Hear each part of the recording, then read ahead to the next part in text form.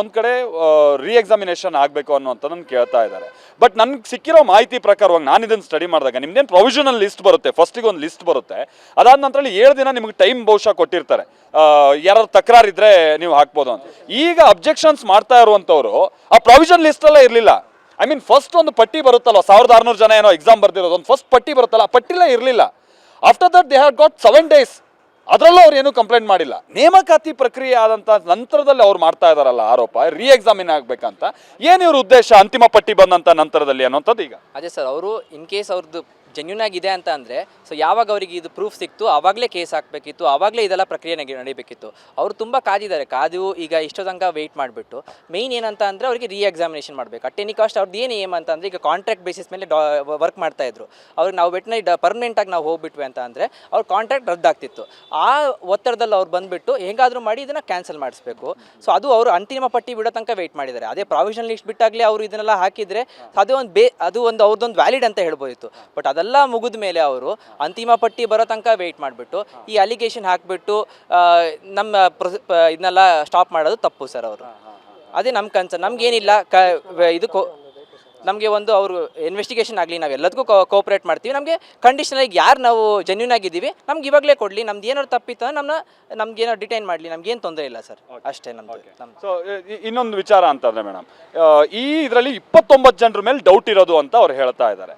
So ಅದ್ರ doubt ಏನು ಅಂತಂದರೆ ಅದರಲ್ಲಿ ಒಂದು 13 ಜನ 400 ಮಾರ್ಕ್ಸನ್ನು ಕ್ರಾಸ್ ಮಾಡಿದ್ದಾರೆ ಅನ್ನೋಂಥದ್ದು. ಮತ್ತು ಕೆಲವರು ಹೇಳ್ತಾ ಇದ್ದಾರೆ ಹಿಂದೆ IFS ಬರೆದು ಅಲ್ಲಿ ಒಳ್ಳೊಳ್ಳೆ ಮಾರ್ಕ್ಸನ್ನು ಪಡೆದಂಥವ್ರು ಇದ್ದಾರೆ. ಅಂದರೆ ಮೊದಲ ಹಂತಗಳದ ನಿಮ್ದೇನು ನಡೆಯುತ್ತಲ್ಲ ಅದರಲ್ಲೆಲ್ಲ ಪ್ರಿಲಿಮ್ಸಲ್ಲಿ.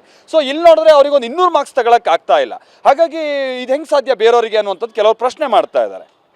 ಸರ್, ಯಾರೋ ತೆಗಿಯೋಕ್ಕಾಗಲಿಲ್ಲ ಅಂತಂದ್ಬಿಟ್ಟು ಯಾರೂ ತೆಗಿಬಾರ್ದು ಅಂತ ಏನಲ್ವಲ್ಲ ಸರ್. ಅವ್ರ ಕೆಪಾಸಿಟಿ ಇರುತ್ತೆ, ಅವ್ರ ಕ್ಯಾಲಿಬರ್ ಇರುತ್ತೆ, ಓದಿರ್ತಾರೆ, ಬರೆದಿರ್ತಾರೆ. ನಾವು ಮೆರಿಟ್ ಸ್ಟೂಡೆಂಟೇ ಸರ್. ನನ್ನ ಕೆಪಾಸಿಟಿಗೂ ಅಷ್ಟು ರೀಚ್ ಆಗದಿರೋಷ್ಟು ಮಾರ್ಕ್ಸ್ ಈ ಎಕ್ಸಾಮಲ್ಲಿ ನನಗೂ ತೆಗಿಯೋಕ್ಕಾಗಿಲ್ಲ. ಯಾವಾಗಲೂ 95% ಮೇಲೆ ಇರೋಳು ನಾನು ಕೂಡ ಈ ಎಕ್ಸಾಮಲ್ಲಿ ನನಗೆ 270 ಮಾರ್ಕ್ಸ್ ಬಂದಿದೆ. 270 ಮಾರ್ಕ್ಸ್ ಬಂದಿದೆ. ಅದು ಕೂಡ ನಾನು ತುಂಬ ಕಷ್ಟಪಟ್ಟೆ ಓದಿ ಬರೆದಿದ್ದು. ಇಲ್ಲೊಂದು ನಮ್ಗೆ ಏನಂತಂದರೆ ವೆಟನರಿ ಸಬ್ಜೆಕ್ಟ್ಸ್ ನಾವು ಬರಿತೀವಿ ಸರ್, ಬಟ್ ಜನರಲ್ ಸಬ್ಜೆಕ್ಟ್ಸ್ ನಮಗೆ ತುಂಬಾ ಟಫ್. ಬಟ್ KPSCಗೆ UPSCಗೆ 4 years 5 years ಕುತ್ಕೊಂಡು ಓದಿ ಬರ್ದಿರೋರು ಅವ್ರು ಜನರಲಲ್ಲಿ ಸ್ಟ್ರಾಂಗ್ ಇರ್ತಾರೆ ಸರ್. ಅವ್ರಿಗೆ ಬಂದಿರತ್ತೆ ಮಾರ್ಕ್ಸ್. ಅದೇಂಗೆ ಸರ್ ಇವಾಗ ಯಾರು ತೆಗಿಯೋಕ್ಕಾಗಲ್ಲ ಅಂತಂದ್ಬಿಟ್ಟು ಯಾರು ತೆಗಿಲೇಬಾರ್ದ ಅಂತ ಮಾರ್ಕ್ಸ್. ಮೇಲಿನ ಮೇಲೆ ಹೇಳ್ತಾರೆ ಅಂದರೆ UPSCಗೆ ಓದುವಂಥವ್ರಿಗೆ ಇದನ್ನು ಕ್ರ್ಯಾಕ್ ಮಾಡೋಕ್ಕಾಗ್ತಾ ಇಲ್ಲ, ನೀವುಗಳೆಲ್ಲ ಹೆಂಗೆ ಮಾಡಿದ್ರಿ ಅನ್ನೋದು ಪ್ರಶ್ನೆ ಕೆಲವರು ಮಾಡ್ತಾ ಇದ್ದಾರೆ. ಏನಂತಂದ್ರೆ ಸರ್, UPSCಗೆ ಅವ್ರು ಓದಬೇಕಂದ್ರೆ 4-5 ವರ್ಷ ಬರೀ UPSC ಸಿಲೆಬಸ್ನೇ ಓದ್ತಾರೆ. ಸೊ ಇಲ್ಲಿರೋದು ವೆಟನರಿ 50%, UPSC ಅದು KPSC ಏನು ಸಿಲೆಬಸ್ ಅದು 50%. ಎರಡೂ ಅವ್ರು ಓದಿ ಬರೀಬೇಕಂದ್ರೆ ಡಿಫ್ರೆಂಟ್ ಆಗುತ್ತೆ. ಸೊ ಈಗ ನಂದೇ ತುಂಬ ಫ್ರೆಂಡ್ಸು ಅವ್ರು ಬರೀ KPSC ಸಿಲೆಬಸ್ ಮಾತ್ರ ಓದಿದ್ರು, ಅವ್ರು ವೆಟನರಿ ಸಿಲೆಬಸ್ ಓದಿಲ್ಲ. ಅವ್ರು ಅದರಲ್ಲಿ ಕ್ಲಿಯರ್ ಮಾಡಿದ್ರು, ಅದನ್ನು ಕ್ಲಿಯರ್ ಮಾಡಿ ಇದರಲ್ಲಿ ಮಿನಿಮಮ್ ಸ್ಕೋರ್ ಮಾಡಿದ್ರು, ಅವರು ಎಲಿಜಿಬಲ್ ಆಗಿದ್ದಾರೆ. ಬಟ್ ತುಂಬ ಜನ ಈಗ ಎಲಿಜಿಬಲೇ ಆಗಕ್ಕಾಗದಿದ್ದವರು ಇಂಥ ಕೇಸ್ಗಳನ್ನ ಹಾಕ್ಬಿಟ್ಟು ಇದನ್ನ ಸ್ಟಾಪ್ ಮಾಡ್ತಾ ಇದ್ದಾರೆ ಸರ್. ಅದು ತಪ್ಪಾಗುತ್ತೆ ಸರ್. ಬೇರೆ ಬೇರೆ ಈ ರೀತಿಯಂತ ಆರೋಪಗಳು ಹಿಂದೆ ಉದ್ದೇಶ ಏನಿರ್ಬೋದು ಅಂತ ಹೇಳ್ಕೊಂಡು ಅನ್ಸ್ತಾ ಇದೆ. ಇವರ ಮೂಲ ಉದ್ದೇಶ ಎಕ್ಸಾಮ್. ಇವ್ರದ್ದು ಏನು ಮೂಲ ಉದ್ದೇಶ ತನಿಖೆ ಆಗಬೇಕು, ತಪ್ಪಿತಸ್ಥರಿಗೆ ಶಿಕ್ಷೆ ಆಗಬೇಕು, ಆ ಥರ ಏನು ಅಜೆಂಡಾ ಇಲ್ಲ ಇವರಿಗೆ. ಇವ್ರ ಮೇನ್ ಅಜೆಂಡಾ ಎಕ್ಸಾಮ್ ಆಗಬೇಕು.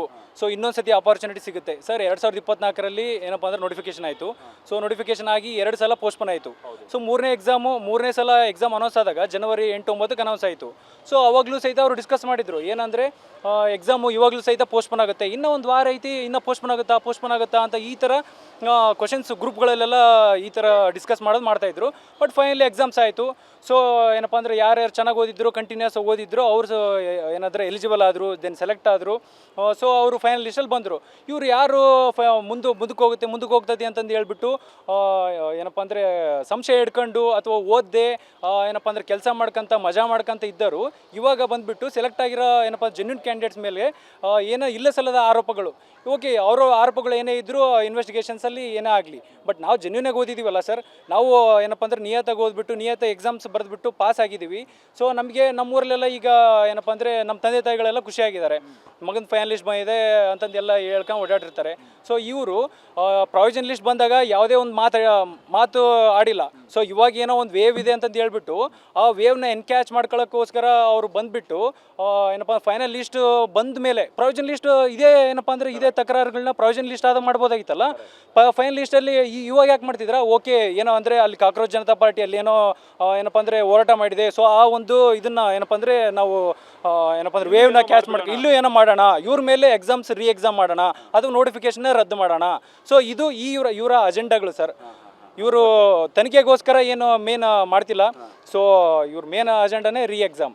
ಇನ್ನೊಂದು ವಿಚಾರ ಅಂತ ಅಂದರೆ ಕೇಳ್ತೀನಿ, ಈ ಗ್ರೂಪ್ನಲ್ಲೂ ಕೂಡ ಕೆಲವರು ನಿಮ್ಮ ಗ್ರೂಪ್ನಲ್ಲಿ ಈಗ ಯಾರು ಮೇನ್ ಕಂಪ್ಲೇನೆಂಟ್ಸ್ ಇದ್ದಾರೆ ಅವರು ಈಗ ಸುಮ್ಮನೆ ಕೆಲವ್ರ ಹೆಸರನ್ನ ಕೊಟ್ಟು ಆಮೇಲೆ ಸಾರಿ ಕೇಳೋದು ಮತ್ತೊಂದು ಈ ಥರದೆಲ್ಲ ನಡೀತಾ ಇದೆ ಅನ್ನೋಂಥದ್ದು ಗೊತ್ತಾಯಿತು. ಕಂಪ್ಲೇಂಟ್ ಕೊಟ್ಬಿಟ್ಟಿದ್ದಾರೆ. ಈಗ ಆ ರೀತಿಯಾದಂಥ ಈ ಲಿಸ್ಟನ್ನು ಕೂಡ ನಾವು ನೋಡ್ತಾ ಇದ್ದೀವಿ. ಯಾರು ಮೇನ್ ಕಂಪ್ಲೇನೆಂಟ್ಸ್ ಇದ್ದಾರೆ ಈ ಕೋರ್ಟಿಗೆ ಹೋಗಿರೋರು ಅಥವಾ ಅವರು ಇವರ ಈ ವೆಟರ್ನರಿ ಡಾಕ್ಟರ್ಸ್ನ ಗ್ರೂಪ್ನಲ್ಲಿ ಸಾರಿ ನನಗೆ ಗೊತ್ತಾಗಲಿಲ್ಲ, ನಾನು ಭಾಳ ಒತ್ತಡಕ್ಕೆ ಬಿದ್ದು ಕಂಪ್ಲೇಂಟನ್ನು ಕೊಡಬೇಕಾಯ್ತು, ನೀವೆಲ್ಲ ಭವಿಷ್ಯ ಹಾಳು ಮಾಡುವಂಥ ಉದ್ದೇಶ ನನಗಿರಲಿಲ್ಲ, ಈ ಥರದನ್ನೆಲ್ಲ ಟೆಕ್ಸ್ಟ್ ಮಾಡ್ತಾ ಇದ್ದಾರೆ ಈಗ. ಸೊ ಅದನ್ನು ಕೂಡ ಈ ವಿದ್ಯಾರ್ಥಿಗಳು ಇಟ್ಕೊಂಡಿದ್ದಾರೆ.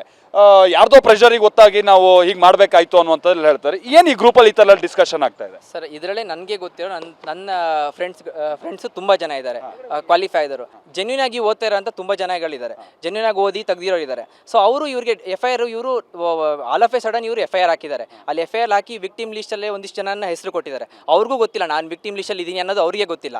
ಸೊ ಅವರು ಅದನ್ನು ಕೇಳಿದ್ದಾರೆ, ಅವರು ಯಾಕೆ ನಮ್ಮ ವಿಕ್ಟಿಮ್ ಲಿಸ್ಟಲ್ಲಿ ಇದ್ದಾರೆ. ಈಗ ವೆಟರ್ನರಿ ಅಂತ ಅಂದರೆ ದೊಡ್ಡ ಅಸೋಸಿಯೇಷನ್ ಅಲ್ಲ ಸರ್ ಇದು. ಸೊ ಇಲ್ಲೇ ಇದೆ ನೋಡಿ, ಅವರು ನಮ್ಮನ್ನ ಯಾಕೆ ವಿಕ್ಟಿಮ್ ಲಿಸ್ಟಲ್ಲಿ ಹಾಕಿದ್ದಾರೆ ಅಂತ ಅವರು ಕೇಳಿದ್ದಾರೆ. ಮತ್ತೆ ಇನ್ನೊಂದು ಏನಾಗಿದೆ ಅಂತ ಅಂದರೆ ವೆಟರ್ನರಿ ದೊಡ್ಡ ಅಸೋಸಿಯೇಷನ್ ಅಲ್ಲ ಸರ್. ನಾವು ಇರೋದೇ ಒಂದು 1600 1800 ಜನ ಇದ್ದೀವಿ. ಸೊ ನಮ್ಗೆ ಎಲ್ಲರೂ ಫ್ರೆಂಡ್ಸೇ, ನಮ್ಗೆ ಗೊತ್ತಿರುತ್ತೆ ಇವ್ನು ಹೇಗೆ ಅಂತ ಗೊತ್ತಿರುತ್ತೆ. ಸೊ ಅವರು ಆ ಥರ ಬೇಸ್ಲೆಸ್ ಆಗಿ ಅವರು ಲಾಸ್ಟಿಗೆ ಒತ್ತಡಕ್ಕೆ ಬಂದುಬಿಟ್ಟು ಸ್ಟಾರ್ಟಿಂಗ್ ಯಾರು 30 ಜನ ಇದ್ದಾರೆ ಅವ್ರ ಹೆಸರು ಅಷ್ಟನ್ನ FIR ಹಾಕ್ಬಿಟ್ಟಿದ್ದಾರೆ. ಸೊ ಅದು ತಪ್ಪೋದು. ಕಟ್ ಆಫ್ ರೇಂಜ್ ಇದ್ದಾರೆ ಮೇಲ್ಗಡೆ ಯಾರ್ಯಾರು ಬಂದಿದ್ದಾರೆ ಎಲ್ಲರೂ ಏನಪ್ಪಾ ಅಂದ್ರೆ ಎಲ್ಲರೂ ತಪ್ಪಿತಸ್ಥರು ಅಂತಂದು ಒಂದು ಕಟ್ ಆಫ್ ಇದನ್ನ ಮಾಡ್ಕೊಂಡಿದ್ದಾರೆ. 340 ಮೇಲ್ಗಡೆ ಇದ್ದರು, ಎಲ್ಲರೂ ತಪ್ಪಿತಸ್ಥರಂತೆ. ಸೊ ಅವರಿಗೆ ಒಂದು ಯಾವುದೇ ಬೇಸ್ ಅಲ್ಲಿ ಇದೇನಂದ್ರೆ ಪ್ರೂಫ್ ಇಲ್ಲ, ಏನಿಲ್ಲ. ಒಂದು ಯಾವುದೋ ಆಡಿಯೋ ಪ್ರೂಫ್ ಇಟ್ಕೊಂಡು ಸರ್ ಇಂಥ 100 ಅಲಿಗೇಷನ್ಸ್ ಬರ್ತಾವೆ ಸರ್.